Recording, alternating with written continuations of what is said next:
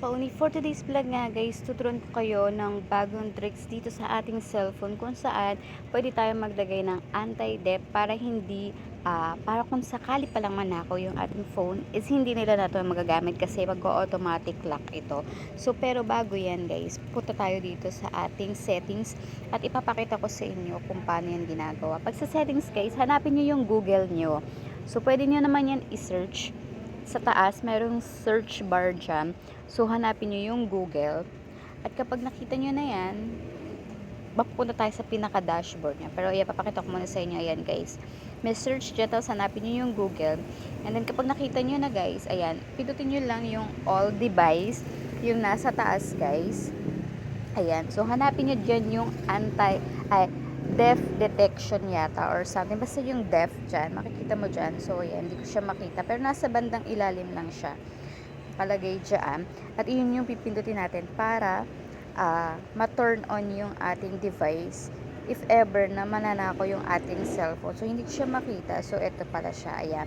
Def protection, def. But, ayan, makikita mo dyan guys, yung may dalawang ito turn on lang natin yung dalawa dyan. So, una natin ito turn on ito guys. So, pwede nyo basahin yung ibig sabihin yan. So, ayan guys. So, so kayo na pala magbasa. Hindi ko siya makita kasi medyo maliit pala yung pagkaka-screenshot ko na itong ating pero yan na yung ibig sabihin yan. Tapos, ito turn on nyo lang yan.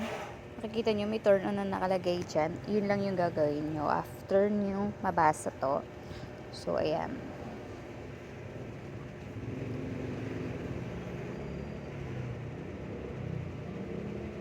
And then, kapag na-turn on nyo na, susunod naman itong yung automatic lock. So, ibig sabihin yan, kapag merong kumuha ng phone nyo, is mag-automatic lock na yan.